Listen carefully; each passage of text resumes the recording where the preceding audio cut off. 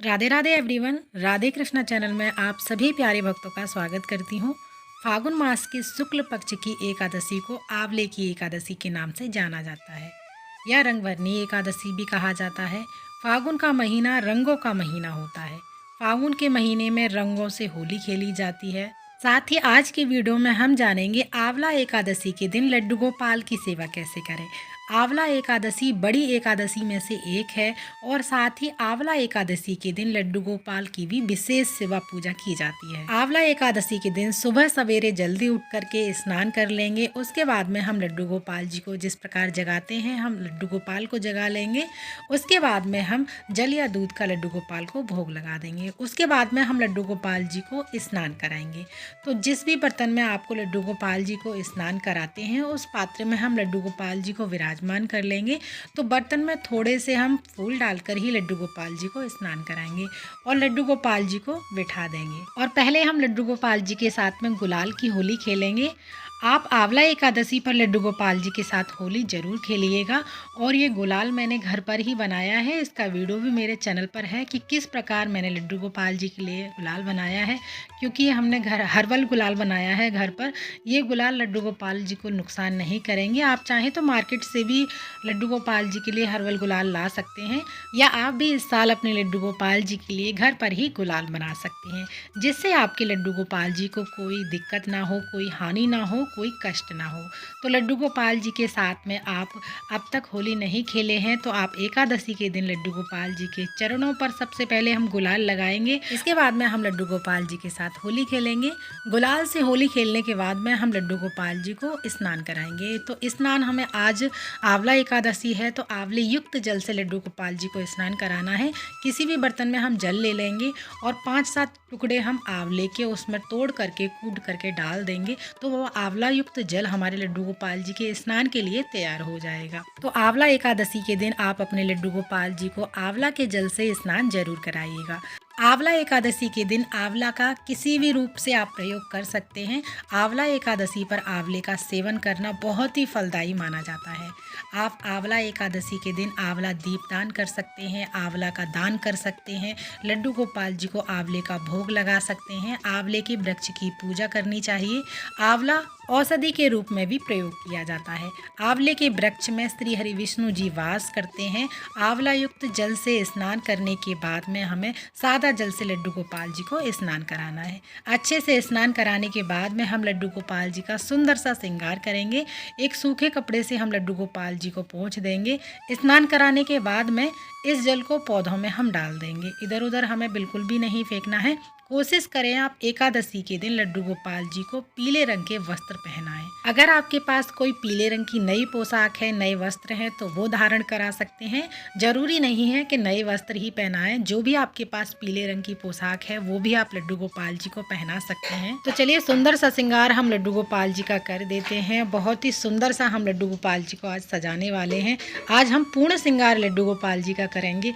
माला धारण कराएंगे, उनके केस लगाएंगे, कुंडल और उनका सुंदर सा मेकअप कर देंगे, मोर पंख लगाएंगे, बंसी, इत्र, सारा कुछ लड्डू गोपाल जी का हम श्रृंगार कर देंगे।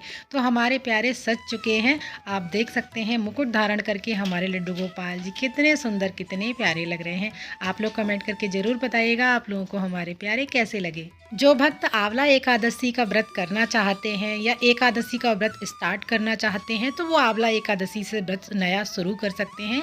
आंवला एकादशी की गिनती बड़ी एकादशियों में आती है। एकादशी सभी व्रतों का राजा कहलाती है। अगर आप पूरे साल की सारी एकादशियां व्रत नहीं रख पाते हैं तो जो साल में बड़ी एकादशियां आती हैं आप उनका व्रत जरूर रख सकते हैं, जिससे एकादशी व्रत रखने वाले को पूरे साल की एकादशी का पुण्य फल प्राप्त हो सके। अगर व्रत भी ना रख पाए तो आप व्रत कथा सुन सकते हैं और पूजा कर सकते हैं। लड्डू गोपाल जी को हम यहाँ पर चौकी पर विराजमान कर देंगे, सिंहासन लगा देंगे। उसके बाद हम लड्डू गोपाल जी को विराजमान करेंगे, साथ में ही गौ माता को विराजमान करेंगे। धूप दीप जलाएंगे, लड्डू गोपाल को चंदन का तिलक लगाएंगे, गौ माता को चंदन का तिलक लगाएंगे। उसके बाद में हम फूल समर्पित करेंगे। तो जो भी आपके पास फूल अवेलेबल हैं आप वो फूल लड्डू गोपाल जी को समर्पित कर सकते हैं। गाय माता को फूल समर्पित करेंगे। साथ में ही हमें इसी प्रकार से दीपक का भी पूजन करना है। दीपक को भी हम चंदन तिलक लगाएंगे, फूल समर्पित करेंगे और जो भी आपके पास भोग प्रसाद है वो लड्डू गोपाल जी को भोग प्रसाद समर्पित करेंगे। भोग में जो भी आपके पास फ्रूट है उसका भोग लगा सकते हैं, और लड्डू गोपाल जी को आंवले का भोग जरूर से लगाइएगा। आंवले का दीपदान आप कर सकते हैं। आंवले का दीपदान करने के लिए, आंवले की दीपक जलाने के लिए सबसे पहले हम एक पीतल की बड़ी सी प्लेट ले लेंगे। आप जितने भी आंवले के दीपदान करना चाहते हैं आप उतने ही आंवले ले लीजिएगा। मैंने यहाँ पर एक प्लेट में स्वास्तिक बना लिया है। आप रोली या चंदन से स्वास्तिक बना लेंगे। उसके बाद में हम 5-7 जितने भी आंवले लेने हैं हम उनमें होल कर लेंगे। उसके बाद में हम घी डालकर उनमें बाती लगा देंगे। इसके बाद में हम आंवले का पूजन करेंगे। तो यहाँ पर रोली से और चंदन से तिलक करेंगे। यहाँ पर उसके बाद में फूल समर्पित करेंगे।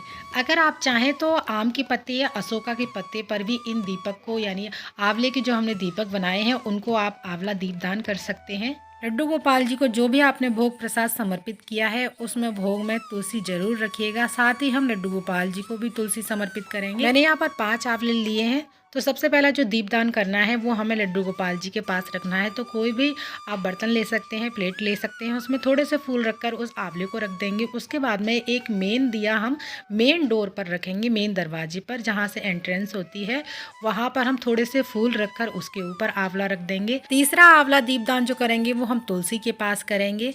और एक जो चौथा जो आंवला दीपदान करेंगे वो आप मंदिर में करके आ सकते हैं। और 5वां आंवला दीपदान, जैसे आपने समी का पौधा लगाया है या केले का पौधा लगाया है या फिर आपने कोई भी वृक्ष लगाया है, जैसे आंवले का पौधा भी अगर आपने लगा रखा है तो आप वहाँ पर भी आंवला दीपदान कर सकते हैं। तो इस तरह से हमें आंवला एकादशी पर लड्डू गोपाल जी की सेवा करनी है, साथ ही हमें आंवला दीपदान करना है। तो उदया तिथि के ध्यान में रखते हुए 10 मार्च को सोमवार के दिन आंवला एकादशी का व्रत रखा जाएगा। आंवला एकादशी के व्रत का पारण अगले दिन किया जाएगा, यानी 11 मार्च दिन मंगलवार को किया जाएगा। व्रत का पारण का शुभ समय है सुबह 6:45 से 8:13 के बीच आप व्रत का पारण कर सकते हैं। तो चलिए बहुत ही भावपूर्वक हम पूजा आरती कर लेते हैं अपने प्यारे से लड्डू गोपाल जी की। और आंवला एकादशी को रंग भरनी एकादशी के नाम से भी जाना जाता है। और इस आंवले के वृक्ष की पूजा की जाती है। कहते हैं आंवला एकादशी का व्रत करने से भक्तों के सभी दुख दूर होते हैं और सुख समृद्धि का आशीर्वाद मिलता है।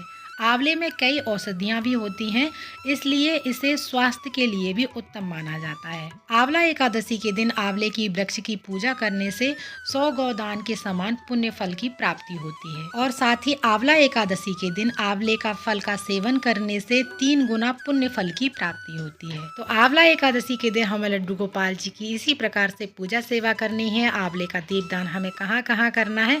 अगर आज का वीडियो आप लोगों को अच्छा लगा है, थोड़ा सा भी हेल्पफुल है, तो प्लीज़ वीडियो को लाइक ज़रूर कीजिएगा। साथ ही त्योहारों से जुड़ी वीडियोस देखने के लिए, लड्डू गोपाल जी की सेवा से जुड़ी वीडियोस देखने के लिए हमारे चैनल को सब्सक्राइब करना ना भूलिएगा। फिर मिलते हैं अगली किसी और वीडियो में, तब तक के लिए आप सभी को राधे राधे।